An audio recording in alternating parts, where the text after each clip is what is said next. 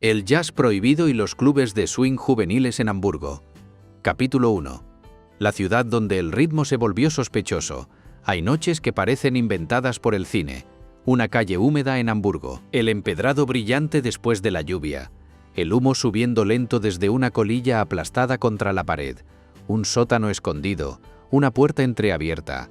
Y detrás de esa puerta, algo pequeño y enorme al mismo tiempo. Un clarinete. Una batería tocada con hambre, un contrabajo empujando el aire. Y un grupo de muchachos, casi niños todavía, bailando como si el mundo no estuviera cerrándose sobre ellos.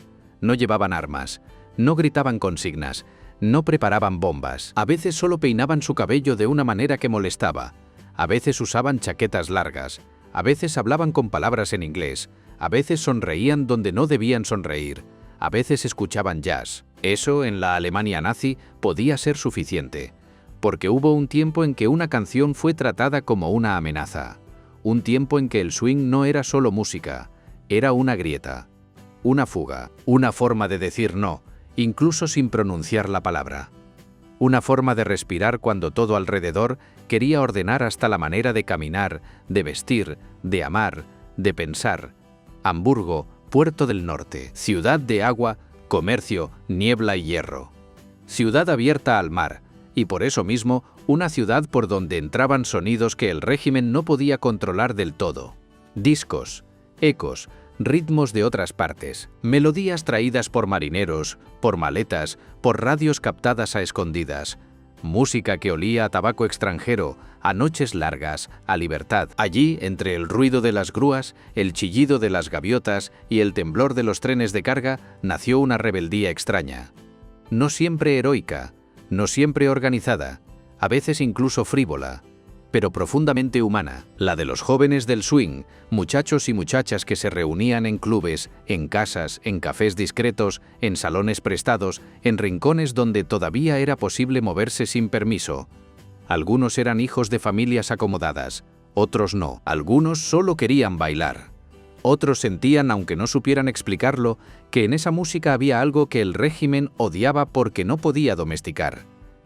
El jazz llegaba con síncopas, con improvisación, con desorden. Y el nazismo detestaba el desorden, detestaba lo ambiguo, lo mestizo, lo libre. Quería filas, quería uniformes, quería cuerpos obedientes, quería una juventud recta, limpia, disciplinada, fundida en una sola voluntad. Pero el swing proponía otra cosa. Proponía el cuerpo suelto, la risa inesperada, el gesto personal, la pausa caprichosa, el solo que rompe la regla. En un sistema obsesionado con la pureza, el jazz era impuro por naturaleza. Venía de cruces, de heridas, de pueblos oprimidos, de ciudades que no pedían permiso para mezclarlo todo. Era música nacida del dolor, sí, pero también del exceso de vida. Y eso la volvía peligrosa. Tal vez uno de aquellos jóvenes lo habría dicho así, con la voz baja, mientras se ajustaba una corbata demasiado ancha para la época.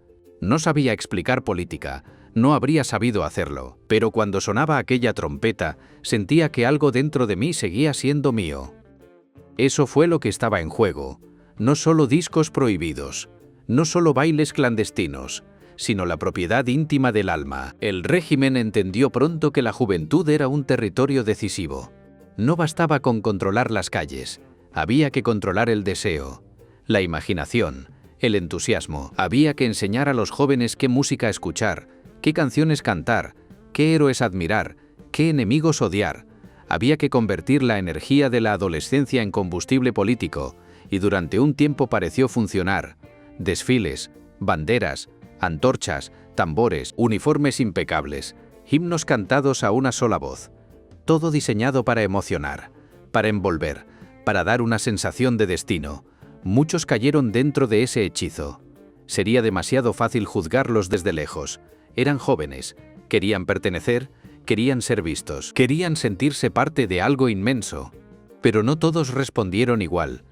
Algunos miraron aquella maquinaria perfecta y sintieron frío, y buscaron calor en otra parte. Lo encontraron, a veces, en un disco rayado, en una radio encendida muy bajo, un pie que seguía el ritmo debajo de la mesa, en una habitación donde alguien susurraba: «Escucha esto». Hamburgo ofrecía el escenario perfecto para esa historia, no era una ciudad cualquiera. Era una puerta al exterior. Aunque el régimen intentaba sellarlo todo, el puerto seguía siendo una herida abierta por donde se colaban sonidos, estilos, rumores, maneras distintas de estar en el mundo. La ciudad olía a carbón mojado, a sal, a cerveza derramada, a aceite de máquina, y entre esos olores duros también circulaba algo más ligero, más eléctrico. Un rumor de saxofón, un compás que venía de lejos. En los barrios donde la noche se estiraba, algunos locales comenzaron a atraer a una juventud distinta. No siempre clandestina al principio, a veces simplemente excéntrica. Chicos con trajes más holgados, con paraguas colgados del brazo, con maneras exageradamente elegantes. Chicas que reían alto, que bailaban con un abandono que no encajaba con la severidad dominante.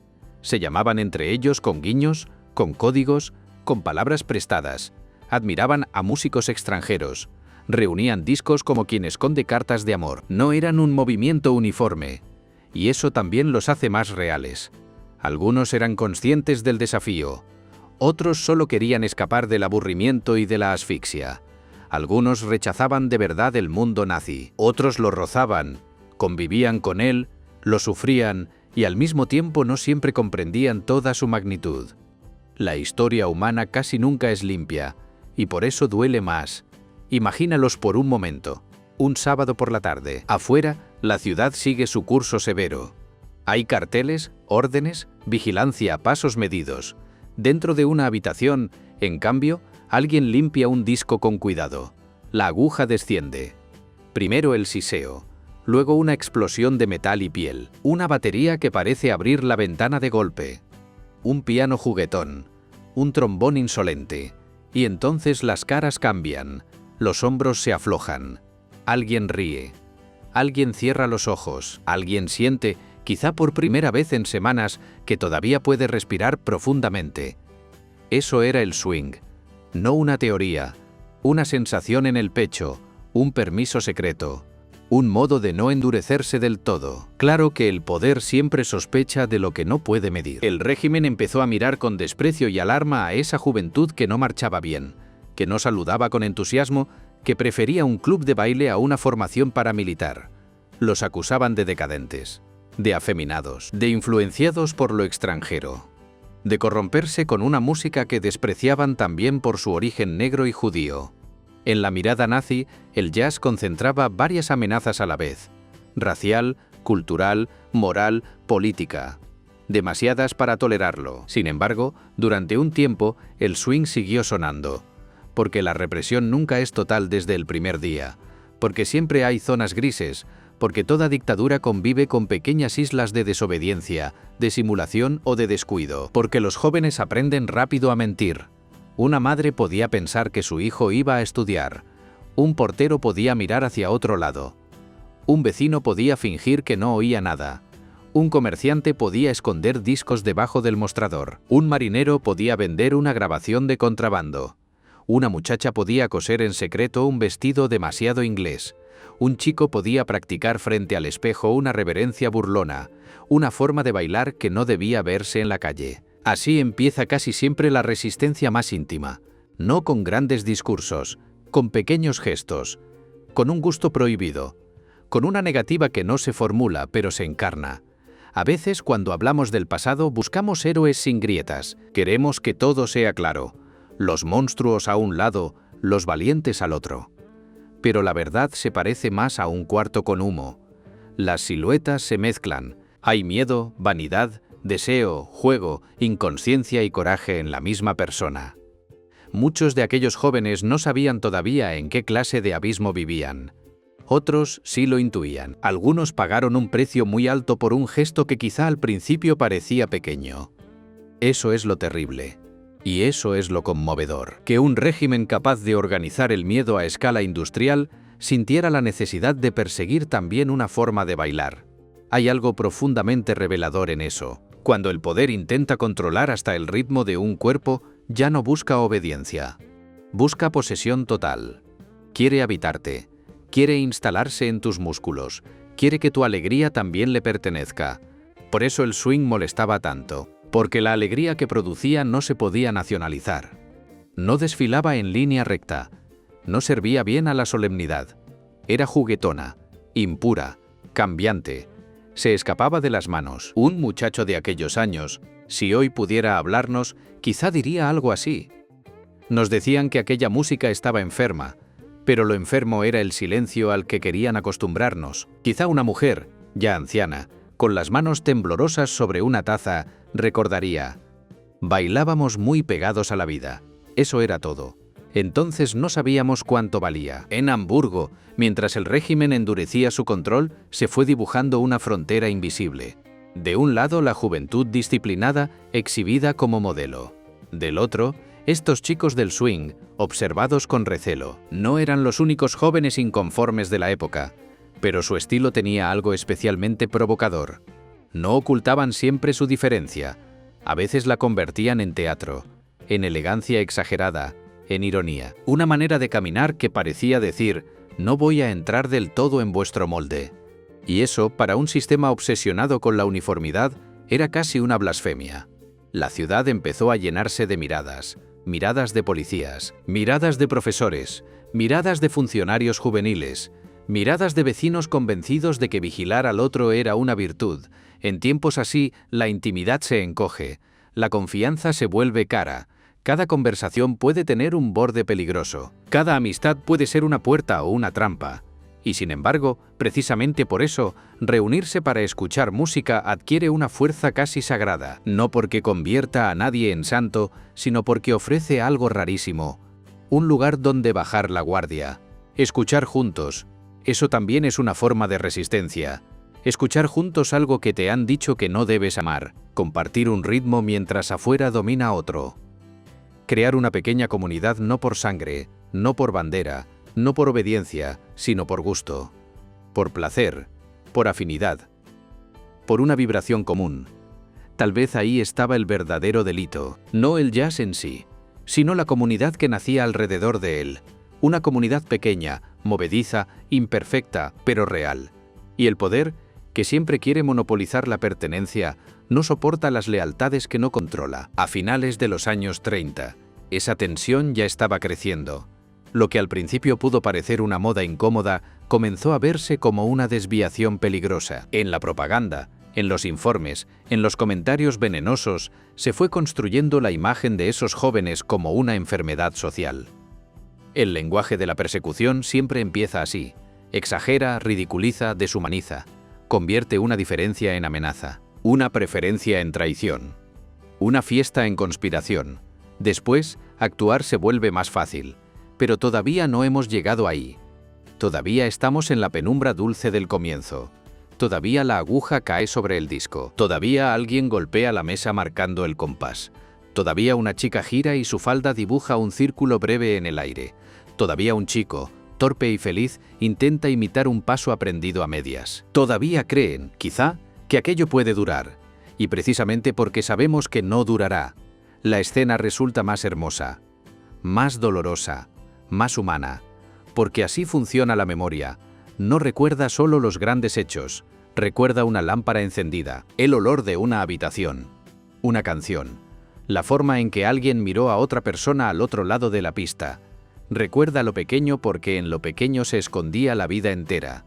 Eso ocurrió en Hamburgo, en una ciudad que aprendió a esconder latidos bajo el ruido del puerto, en una época que quiso clasificarlo todo, incluso la música. En una noche que todavía parece inventada por el cine, una calle húmeda, una puerta entreabierta, un sótano tibio, y el swing sonando como una ofensa y como una promesa. La promesa de que incluso dentro de una maquinaria monstruosa, algo podía resistirse a ser domesticado. No siempre con discursos, a veces con un saxofón, a veces con unos zapatos gastados sobre el suelo de madera, a veces con el simple milagro de seguir bailando mientras el miedo esperaba al otro lado de la puerta, y esa puerta, tarde o temprano, iba a abrirse. Capítulo 2. Bailar al borde del abismo. Al principio, casi siempre parece un juego, un peinado distinto, una forma de saludar, una palabra extranjera pronunciada con placer, una corbata demasiado ancha, un disco escondido entre libros. La historia del swing juvenil en Hamburgo también empezó así. No como una gran conspiración, no como una célula perfectamente organizada. Empezó con chicos y chicas que se sentían atraídos por un mundo que olía distinto, un mundo que no olía a cuero mojado, a disciplina, a órdenes repetidas, sino a perfume barato, a humo dulce, a laca para el cabello, a madera barnizada y a noches que terminan tarde. Ese otro mundo llegaba envuelto en música. El swing ofrecía algo más que canciones, ofrecía un estilo de vida imaginado, un teatro de libertad, una elegancia juguetona, una manera de ser joven sin pedir permiso. Eso en un régimen que buscaba administrar la juventud como si fuera un recurso del Estado, tenía una fuerza explosiva. Imagina un salón estrecho en Hamburgo, las ventanas tapadas con cortinas gruesas, el aire cada vez más caliente, el suelo vibrando bajo los zapatos, un gramófono en un rincón, o quizá una pequeña banda tocando en vivo cuando había suerte. Se oyen metales brillantes, un ritmo obstinado, palmas, risas contenidas, el roce de las suelas, el jadeo de los bailarines y entre una canción y otra, un murmullo de complicidad. Baja la voz. ¿Has conseguido ese disco? No lo pongas tan fuerte. Déjame verlo. Escucha ese solo. Todo eso también era parte del swing. No solo la música, también el secreto. Lo prohibido tiene una capacidad peligrosa para intensificar la vida. Vuelve más nítidos los colores, más profundas las respiraciones, más importante cada encuentro. Un baile puede sentirse como una declaración, un abrazo como una victoria, una canción como una puerta abierta en mitad de una pared. Muchos de aquellos jóvenes venían de familias que no siempre compartían su entusiasmo. Algunos padres miraban con inquietud aquella estética extranjera, aquella fascinación por músicos que la propaganda presentaba como degenerados. Otros fingían no ver. Algunos incluso toleraban en silencio esas reuniones, quizá porque preferían eso a ver a sus hijos completamente absorbidos por las organizaciones oficiales del régimen. Pero nadie estaba a salvo de la presión. La Alemania nazi no solo gobernaba con leyes, gobernaba invadiendo la vida cotidiana. Lo hacía en la escuela, en el trabajo, en los periódicos, en la radio, en la calle, en los juegos, en las canciones infantiles, en los campamentos juveniles, en las conversaciones de sobremesa. Lo hacía repitiendo hasta el cansancio qué era honorable, qué era alemán, qué era puro, qué era vergonzoso. Por eso el swing no era simplemente otra música. Era una pequeña insurrección de los sentidos. Mientras el régimen exaltaba la rigidez, el swing celebraba la elasticidad. Mientras imponía solemnidad, el swing se permitía el guiño. Mientras exigía obediencia, el jazz dejaba espacio para la improvisación. La improvisación, cuando un sistema quiere controlarlo todo, se vuelve casi obscena. Había jóvenes que asistían a actos oficiales y luego, por la noche, buscaban un club de swing. Esa contradicción no era rara. Así viven muchas personas bajo dictaduras, divididas, adaptándose por fuera, respirando por dentro donde pueden. No todos tenían el valor de romper abiertamente. No todos podían. A veces la supervivencia consiste en aparentar, a veces la dignidad sobrevive disfrazada. Uno de esos chicos podría habernos confesado, en una voz apenas audible: con el uniforme me sentía de piedra, con aquella música volvía a sentir las piernas. No hace falta idealizarlos para entender lo que significaron. Algunos eran superficiales, algunos jugaban con el peligro sin comprenderlo del todo. Algunos querían escandalizar a los adultos más que desafiar al Estado. Y aún así, incluso en esa mezcla de frivolidad y rebeldía, había una grieta verdadera. Porque los regímenes totalitarios temen incluso a la frivolidad cuando no pueden dirigirla.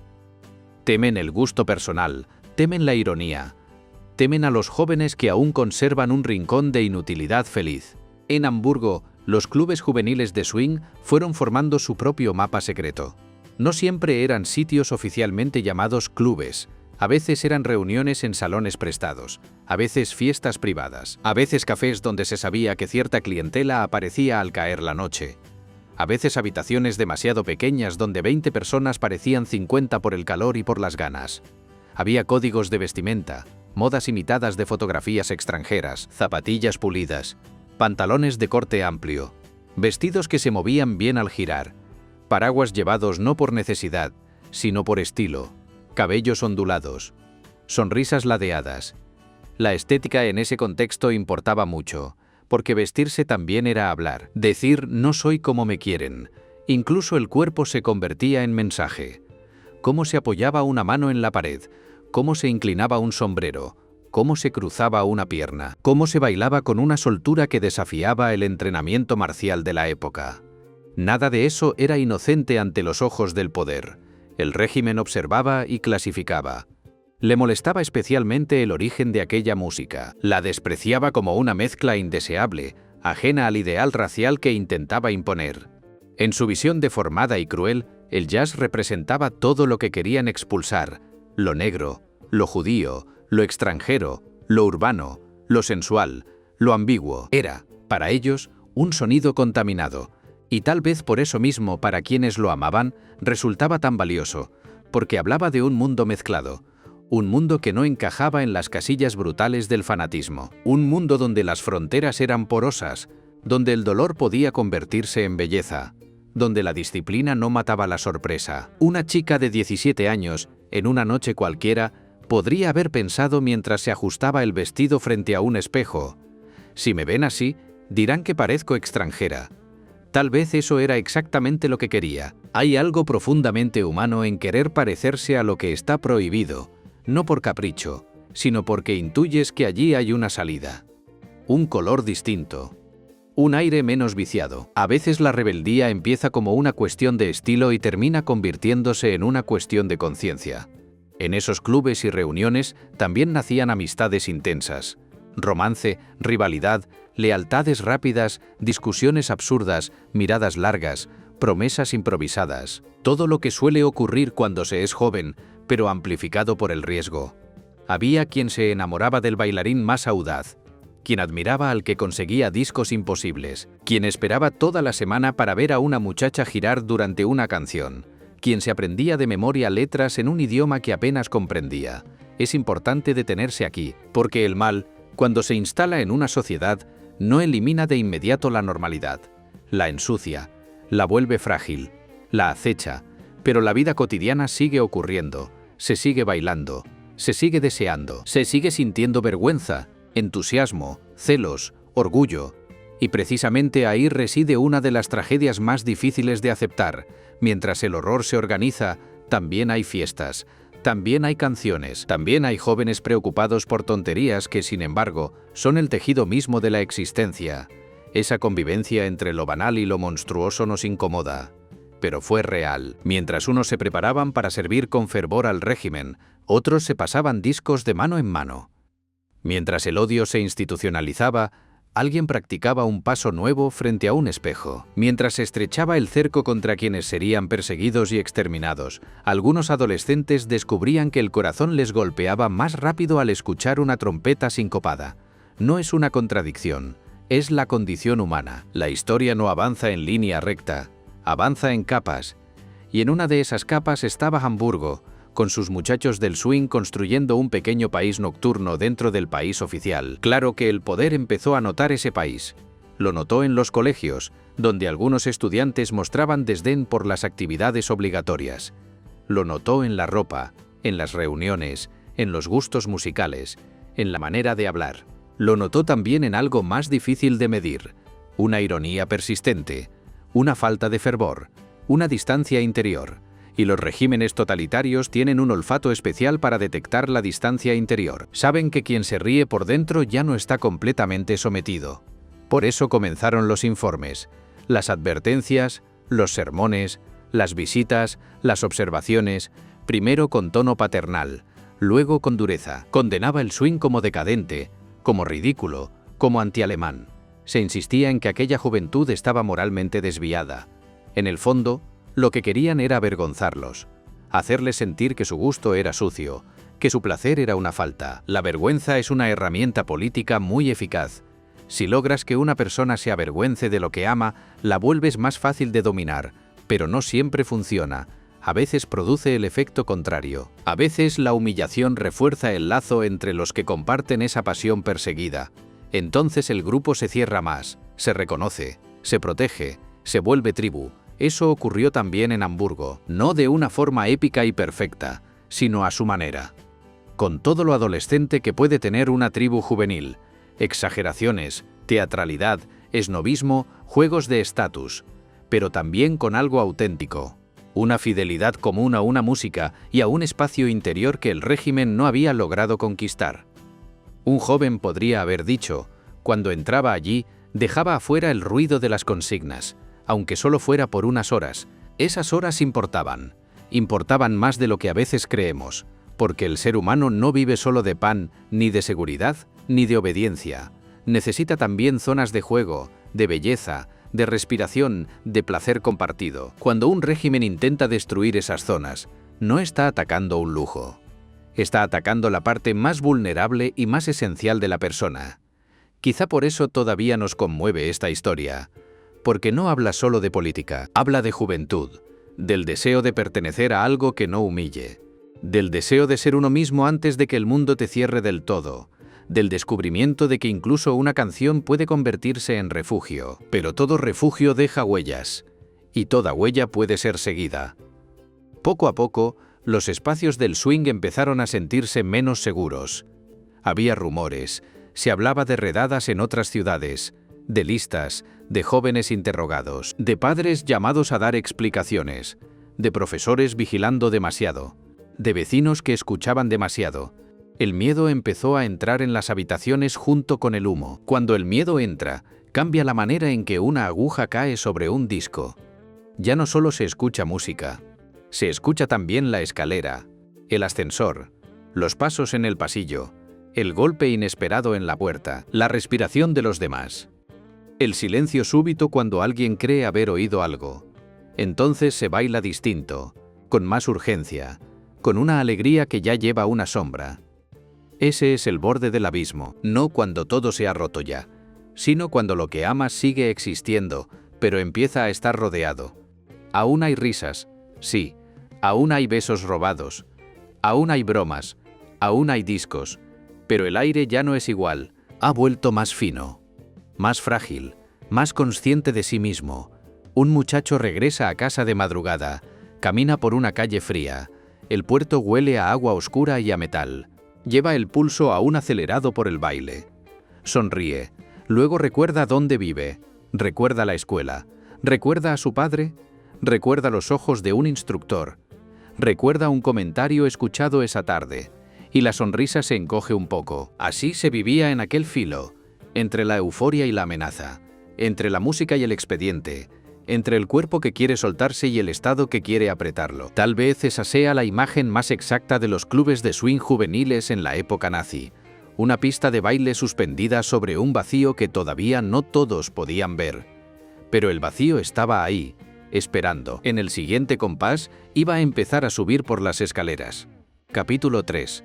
Cuando el Estado llamó a la puerta, toda persecución tiene un momento en que deja de ser rumor, un momento seco, preciso, un momento en que el miedo, que hasta entonces rondaba como una corriente fría en el aire, adquiere peso, uniforme, expediente, mano. Ese momento llegó también para los jóvenes del swing en Hamburgo.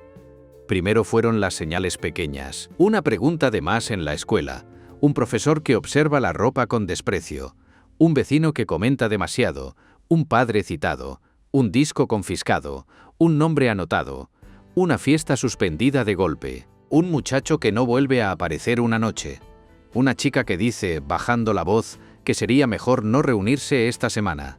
Después llegaron las puertas golpeadas, las inspecciones, los interrogatorios, la certeza de que alguien había estado escuchando. Con eso, la música cambió para siempre. Porque no hay sonido igual después de que el poder entra en tu refugio. Lo que hasta entonces había sido una subcultura juvenil, una mezcla de gusto, moda, desafío y deseo de respirar, pasó a ser tratado como una forma de desviación política y moral. El aparato nazi, con su mirada siempre hambrienta de control, decidió que aquellos chicos no eran simplemente ridículos o superficiales, eran un problema, un síntoma, una semilla de indisciplina, un mal ejemplo. Eso bastaba, no hacía falta más. A veces pensamos que la represión necesita pruebas sólidas, que necesita hechos inmensos, pero muchas veces no. Muchas veces le alcanza con la diferencia, con el matiz, con la sospecha de que alguien, en su interior, no está del todo alineado. Y cuando un régimen totalitario sospecha de tu interior, ya está medio dispuesto a castigarte. Los clubes y reuniones juveniles de swing empezaron a ser vigilados con más atención. La ciudad, que antes había ofrecido huecos, rincones, descuidos, comenzó a cerrarse. La red del control se fue tensando. Una red siempre tiene algo terrible. Puedes seguir moviéndote dentro de ella durante un tiempo y aún así ya estar atrapado. Imagínalo, una habitación cargada de humo, un disco sonando, un clarinete que sube ligero. Alguien está bailando, en mitad del compás. 3 golpes, no muy fuertes, pero suficientes. Nadie se mueve. El corazón cambia de ritmo. La boca se seca. El cuerpo aprende en un segundo lo que significa estar vigilado. Tal vez fue solo un vecino. Tal vez no. Tal vez nadie abre. Tal vez alguien apaga la música. Tal vez un muchacho intenta bromear y nadie se ríe. Ese instante contiene el aprendizaje del terror. No hace falta que la puerta se rompa cada vez. A veces basta con que todos sepan que podría romperse. Eso hizo el régimen de manera magistral y siniestra. Convertir la posibilidad del castigo en una presencia constante. Instalar al Estado en la imaginación. Hacer que las personas se autocorrijan antes incluso de ser corregidas. Lograr que cada uno lleve dentro un pequeño vigilante.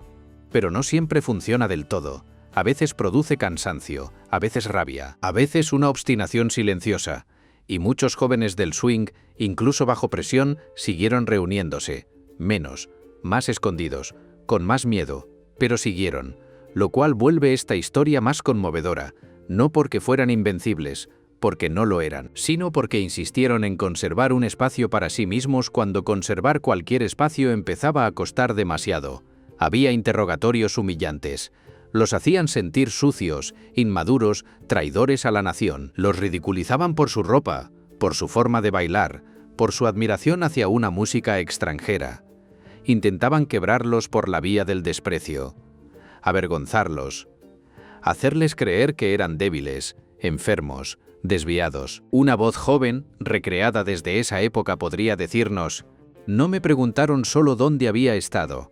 Me preguntaron por qué me gustaba. Como si amar aquella música ya fuera una confesión. Esa frase lo resume todo. El totalitarismo no se conforma con regular tus actos.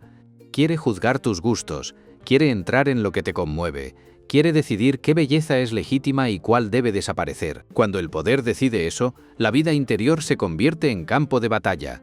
En Hamburgo, como en otras ciudades alemanas, el swing juvenil fue asociado cada vez más con una resistencia de tipo cultural. No todos estos jóvenes se pensaban a sí mismos como resistentes. Sería falso contarlo así, pero el régimen sí percibía en ellos un problema de obediencia. Y a veces basta la desobediencia estética para encender la furia política. Porque la estética no es superficial cuando el poder quiere uniformarlo todo. La forma de llevar el cabello, la cadencia del cuerpo, la música preferida, el idioma de una canción, la longitud de un saco, la manera de reír, todo eso puede convertirse en una forma de decir no. Y un no así, pequeño pero visible, irrita más de lo que parece. Los jóvenes del swing empezaron a ser arrastrados a una lógica para la que no estaban preparados. Una lógica de expedientes, sanciones, instituciones de castigo, amenazas de reeducación. Algunos fueron arrestados temporalmente, otros sometidos a presión familiar y escolar. Hubo quienes fueron separados de sus amistades, quienes perdieron oportunidades, quienes fueron empujados a estructuras disciplinarias para corregirlos, quienes descubrieron demasiado tarde que un hobby podía marcarte como enemigo. Y entonces aparece una pregunta que atraviesa toda esta historia. ¿Cuándo deja de ser juego? ¿Cuándo una pose se vuelve riesgo real? ¿Cuándo una fiesta se convierte en antecedente? ¿Cuándo un disco guardado bajo la cama empieza a parecer una prueba incriminatoria? Tal vez no hay una sola respuesta. Tal vez cambia para cada uno. Para una chica, quizá, el punto de quiebre fue ver llorar a su madre después de una citación. Para un muchacho, pudo ser la mirada del funcionario que ya no lo trataba como a un adolescente, sino como a un elemento sospechoso. Para otro, el momento llegó al descubrir que un amigo había hablado más de la cuenta, porque ese es otro veneno de los tiempos oscuros. Convierten la amistad en un territorio incierto.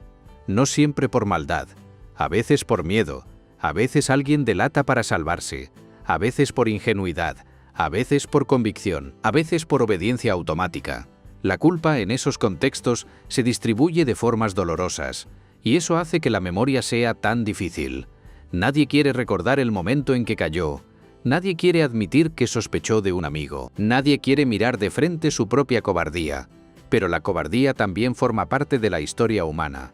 Negarla no la borra. Una ciudad como Hamburgo, donde el puerto abría ventanas al exterior y al mismo tiempo el aparato de control se hacía más denso, la tensión se volvió casi insoportable. Cada reunión podía ser la última. Cada nombre, una pista. Cada contacto, un riesgo.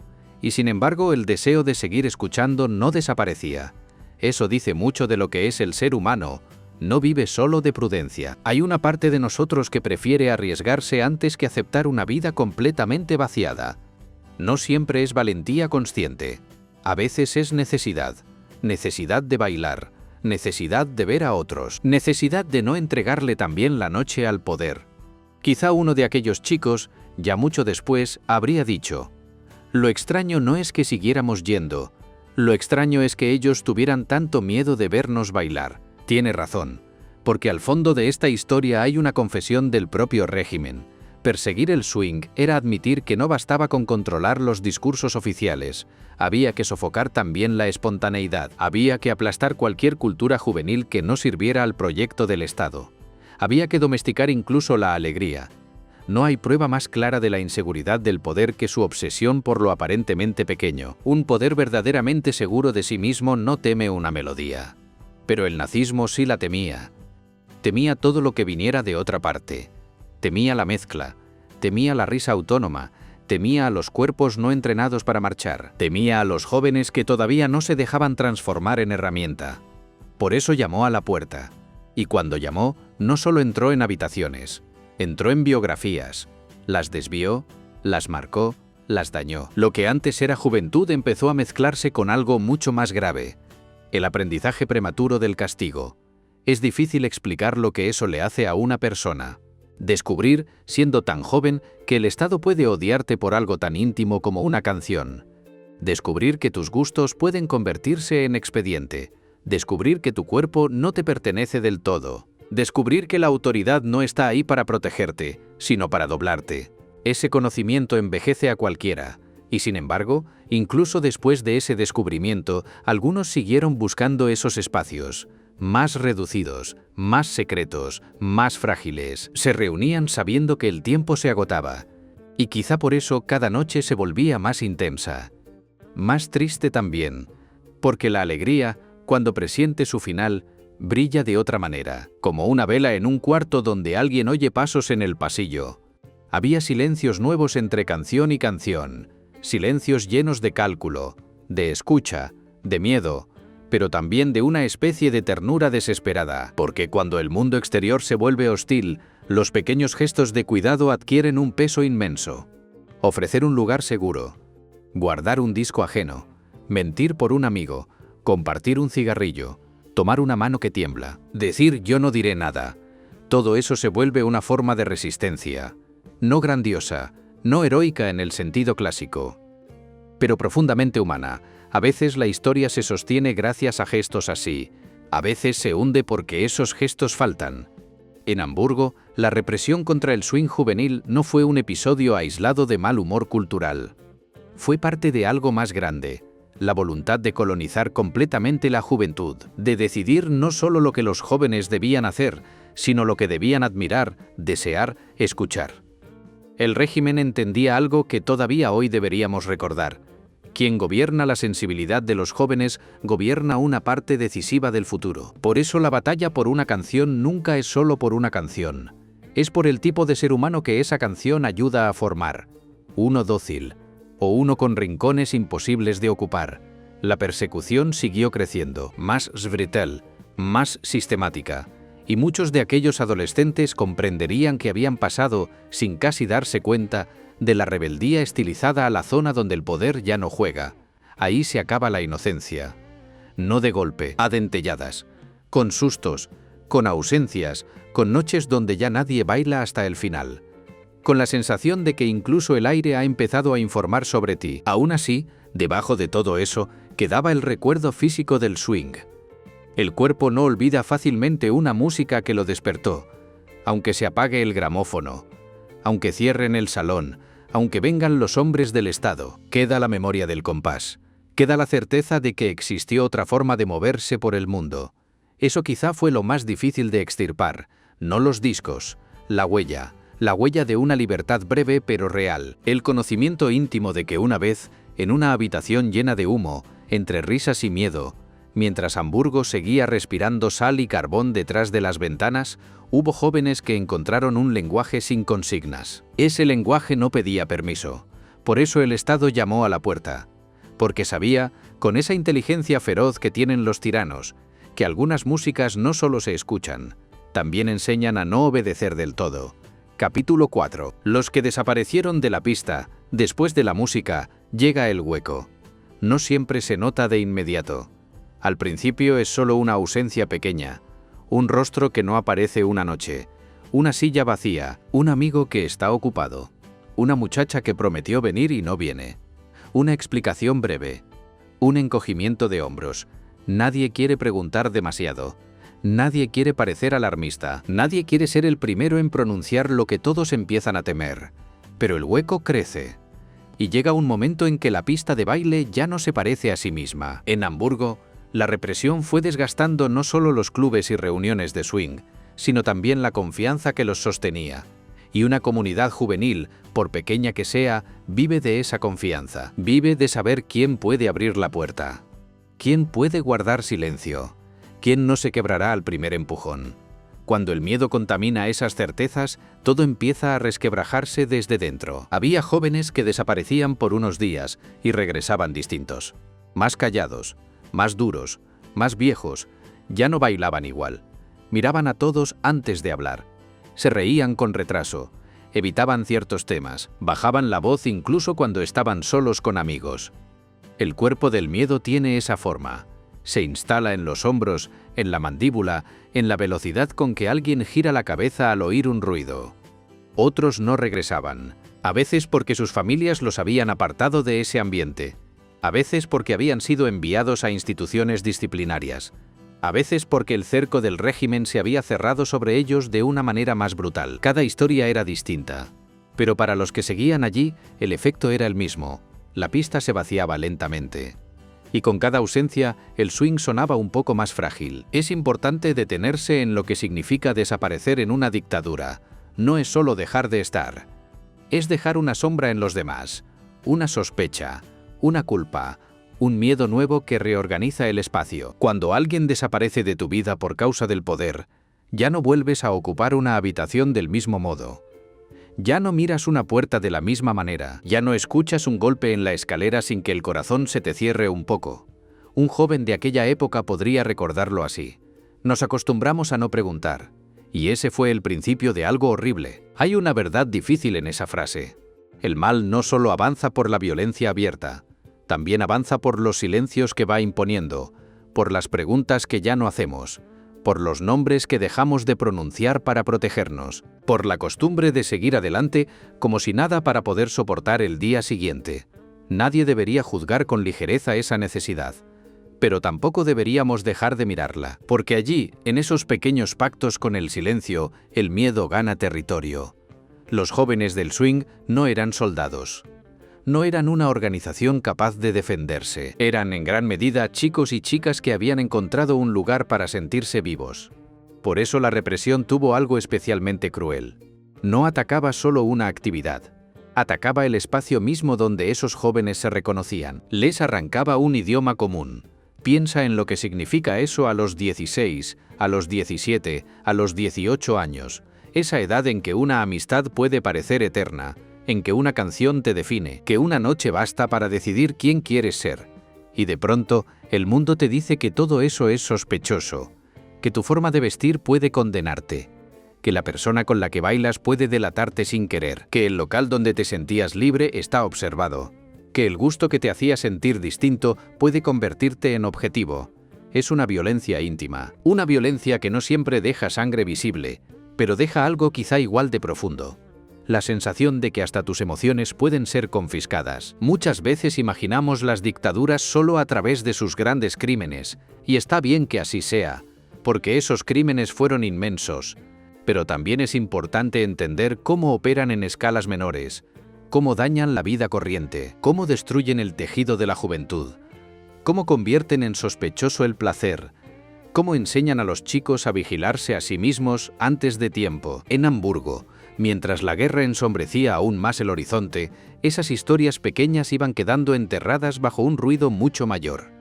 El país entero se deslizaba hacia niveles de violencia y destrucción cada vez más atroces. Dentro de ese panorama, la suerte de unos muchachos amantes del swing podía parecer insignificante, pero no lo era, porque las dictaduras se explican también por lo que hacen con lo aparentemente insignificante, por cómo tratan a los que no encajan, por cómo reaccionan ante un gesto libre, por el nivel de odio que son capaces de dirigir contra una pista de baile. Algunos jóvenes fueron obligados a adaptarse, otros aprendieron a disimular, algunos rompieron con aquel mundo para sobrevivir, otros lo siguieron llevando por dentro en silencio. Hubo quienes sintieron vergüenza de haber sido parte, vergüenza inducida, claro, pero igualmente poderosa. Hubo quienes, mucho tiempo después, recordarían aquellos años con una mezcla insoportable de nostalgia y culpa. Nostalgia por la música. Culpa por no haber comprendido todo lo que estaba ocurriendo alrededor. Esa mezcla es una de las marcas más dolorosas de la memoria, porque no se puede volver a una noche de juventud sin llevar también el conocimiento de lo que sucedía más allá de esa habitación. Una mujer anciana, imaginada desde el eco de esa época, podría decir: éramos felices unas horas, y a veces me pregunto si teníamos derecho. Es una pregunta devastadora y profundamente humana. La respuesta no es simple, porque sí, tenían derecho a ser jóvenes, a bailar, a sentir placer, a buscar aire en un mundo envenenado. Pero también es cierto que la memoria, cuando vuelve, no vuelve limpia. Mezcla lo hermoso con lo terrible, mezcla una melodía con una noticia, mezcla una risa con un tren lejano, mezcla la ligereza del baile con el peso de saber que el mal estaba creciendo y que no todos lo vieron o no todos quisieron verlo entero. Eso no convierte su historia en menos valiosa, la vuelve más real, más difícil, más digna de ser contada sin simplificaciones, porque recordar a los jóvenes del swing no es fabricar santos. Reconocer una forma de resistencia cultural y emocional que convivió con contradicciones, cegueras, vanidades y miedos. Es aceptar que incluso quienes hicieron algo valioso pudieron no entenderlo todo, que aún así, su negativa a dejarse modelar por completo tuvo un precio. La pista, mientras tanto, seguía perdiendo gente. Y cada cuerpo ausente cambiaba el baile de los que quedaban. Una pareja ya no gira porque falta uno. Un chiste ya no funciona porque quien se reía más fuerte no está. Una canción se evita porque era la favorita de alguien. Un rincón del salón queda extrañamente vacío. La memoria trabaja así, une lugares y sonidos a personas concretas. Por eso, cuando ellas faltan, los objetos mismos parecen entristecerse. Una silla, un cenicero, un abrigo olvidado, un disco que nadie quiere poner. Todo comienza a hablar de la pérdida. Tal vez lo más duro no fue solo el castigo directo, sino el aprendizaje de la desconfianza. Descubrir que el mundo podía infiltrarse hasta el último refugio. Descubrir que no había espacio completamente seguro. Descubrir que incluso la juventud, con toda su arrogancia y su hambre de vida, podía ser doblada, dispersada, mutilada. Y sin embargo, no del todo. Nunca del todo, porque aunque la pista se vaciara, algo quedaba. Quedaba una memoria corporal, quedaba una educación sentimental distinta a la que el régimen quería imponer. Quedaba el recuerdo de haber amado algo prohibido no por perversión, sino por libertad. Quedaba para algunos una sospecha indeleble. Si el Estado odia tanto una música, quizás esa música contiene una verdad que no puede tolerar. Eso también perdura, no siempre como gesto visible, a veces como una brasa, como una inclinación interior a desconfiar de los uniformes demasiado perfectos, de los discursos demasiado puros, de las sociedades que quieren decidirlo todo en nombre de una supuesta grandeza. Tal vez esa fue una de las herencias más profundas de aquellos años para quienes sobrevivieron. Haber visto demasiado pronto la cara del poder cuando se siente desafiado por la simple existencia de una vida no reglamentada. Ver eso cambia a una persona, le arranca ingenuidad, pero quizá también le da una brújula. En los años más oscuros, muchos de estos jóvenes dejaron de verse, La guerra ocupó cada vez más espacio. Hamburgo se transformó bajo la presión creciente del conflicto, de la escasez, de la militarización, del miedo general. Y en medio de esa tormenta, la historia íntima del swing juvenil parecía diluirse, como si hubiera sido solo una moda pasajera aplastada por la historia con mayúscula. Pero no. Las modas no dejan cicatrices así. Las modas no enseñan tanto sobre la libertad. Las modas no provocan esa clase de persecución. Lo que desapareció de la pista fue más que un grupo de jóvenes. Fue una posibilidad de juventud no sometida del todo. Una forma de decir yo cuando el mundo exigía solo nosotros, una manera de salvar el cuerpo de la coreografía oficial. Y eso merece ser recordado. No con romanticismo fácil, con verdad. Con la tristeza que corresponde, con la conciencia de que algunos de aquellos chicos no sabían aún cuánto estaba en juego. Con la certeza de que otros sí lo intuían, aunque no encontraran las palabras. Con la imagen final de una pista donde la música sigue sonando unos segundos más, aunque ya falten demasiados. Ese es el momento más triste de cualquier fiesta. Cuando todavía hay canción, pero ya no hay inocencia. Cuando alguien mira alrededor y entiende que el tiempo de bailar juntos se está terminando. Cuando el aire conserva el olor a humo, a sudor, a perfume, a madera caliente, y sin embargo, algo esencial ya se ha ido. Los que desaparecieron de la pista no desaparecieron del todo. Quedaron en la memoria de los que siguieron vivos, quedaron en el temblor de ciertas canciones, quedaron en la culpa, en el duelo, en el relato entrecortado de quienes tardaron décadas en hablar, quedaron como prueba de una verdad simple y terrible, que incluso un régimen inmenso puede sentirse amenazado por un puñado de jóvenes que se niegan a entregar su manera de escuchar el mundo. Capítulo 5. Lo que el swing dejó encendido después, llega el silencio, no el silencio de una noche sin música. El otro, el más pesado, el que queda cuando una época ha triturado demasiadas cosas y ya casi nadie sabe cómo nombrarlas. Después de la guerra, después de la caída del régimen, después del humo, de las ruinas, de las pérdidas inconmensurables, Hamburgo quedó marcada de muchas maneras. Las calles, los edificios, las familias, la memoria. En medio de la tarea inmensa de entender lo ocurrido, de llorar lo irreparable y de reconstruir una ciudad herida, la historia de aquellos jóvenes del swing parecía pequeña, casi anecdótica, casi lateral. Pero las historias laterales a veces iluminan lo esencial, porque nos muestran cómo era vivir por dentro de aquel tiempo, cómo respiraba una ciudad, cómo temblaban los cuerpos, cómo el poder intentaba no solo matar y destruir, sino también modelar el gusto, la juventud, el deseo.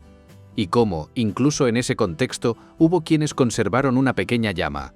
No una llama heroica, monumental, perfecta.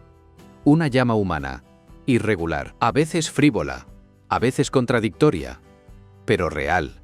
La memoria de los clubes de swing juveniles en Hamburgo no sobrevivió como una gran epopeya, sobrevivió más bien como sobreviven muchas cosas verdaderas, en fragmentos, en fotografías desvaídas, en relatos incompletos, en nombres recordados a medias, en una vieja canción que todavía produce un nudo en la garganta. Alguien que, muchos años después, escucha un saxofón y vuelve por un instante a un sótano lleno de humo donde se sintió libre por última vez. Hay algo profundamente triste en esa clase de memoria, pero también hay algo hermoso, porque demuestra que no todo pudo ser confiscado. No del todo. Se llevaron noches, amistades, años, confianza. Se llevaron cuerpos, destinos, voces, pero no lograron borrar completamente el rastro de lo que aquellos jóvenes habían sentido. Y eso importa. Importa porque el mal no solo actúa destruyendo vidas, actúa también intentando reescribirlas, convenciendo a las víctimas, a los testigos y a los sobrevivientes de que lo que amaron no tenía valor, de que fue una tontería, de que no merecía ser recordado, de que solo cuenta la versión oficial de la fuerza. Recordar a los chicos y chicas del swing es negarse a aceptar esa versión, es decir que sí importó, que una pista de baile también puede ser un campo de resistencia, que una canción puede salvar una parte del alma, que una forma de vestir, de moverse, de escuchar, puede convertirse en una defensa del yo frente a una maquinaria que quiere uniformarlo todo. Y también, por supuesto, es aceptar la complejidad, aceptar que muchos de ellos no eran héroes en el sentido clásico, que no todos entendían la magnitud del horror que los rodeaba, que algunos reaccionaron tarde, que otros convivieron con contradicciones imposibles, que hubo miedo, confusión, vanidad, deseo de llamar la atención, juego adolescente y auténtica insubordinación mezclados en la misma historia.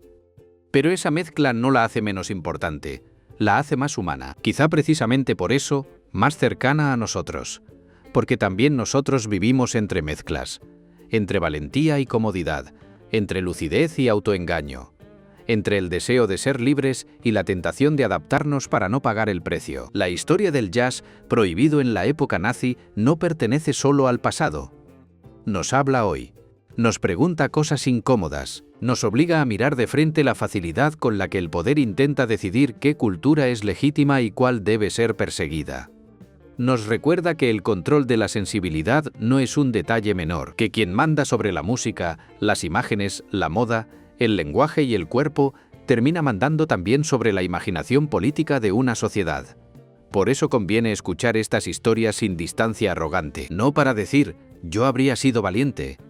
Eso es demasiado fácil, sino para preguntarnos, ¿en qué momento empezamos a ceder lo que amamos por miedo al ridículo, al castigo, a la exclusión? ¿En qué momento dejamos que otros decidan qué emoción es aceptable? ¿En qué momento confundimos obediencia con virtud? Los jóvenes del swing en Hamburgo no derrotaron al régimen. No podían.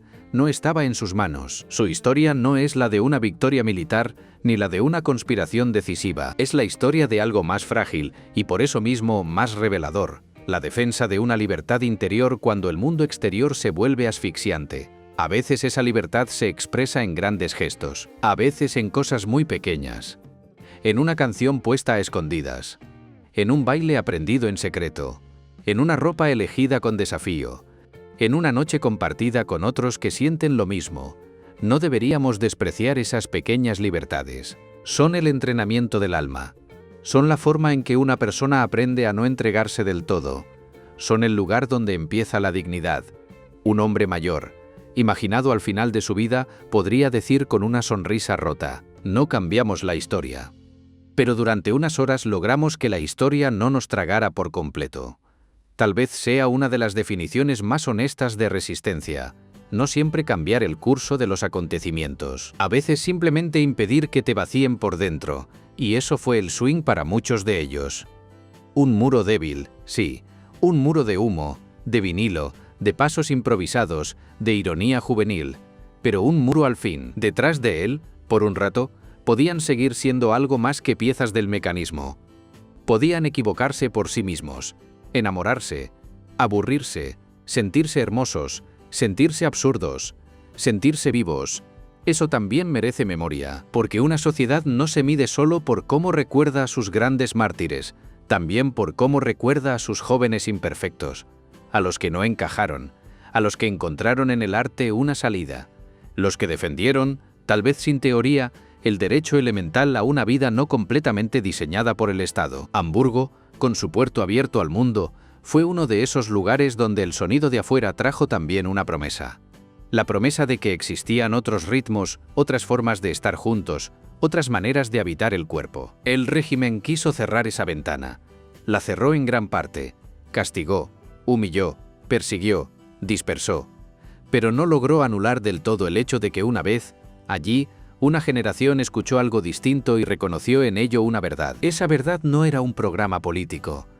Era algo más íntimo, que la vida no puede reducirse a obedecer, que hay belleza precisamente en lo impuro, en lo mezclado, en lo inesperado, que el cuerpo humano no nació para marchar siempre al mismo compás, que toda ideología que teme a una melodía ya ha confesado su propia fragilidad. Si hoy miramos hacia atrás, hacia aquellos clubes juveniles de swing en Hamburgo, quizá lo más valioso no sea solo reconstruir hechos. También es sentir la temperatura moral de aquella historia, comprender la soledad de unos chicos que no querían convertirse en lo que se esperaba de ellos, comprender la mezcla de placer y terror de bailar sabiendo que podían estar observándolos, comprender la culpa posterior, el duelo, la dificultad de contar todo esto sin caer ni en la glorificación ni en el olvido. La memoria justa casi nunca es cómoda. Tiene que dar espacio a la emoción y a la verdad.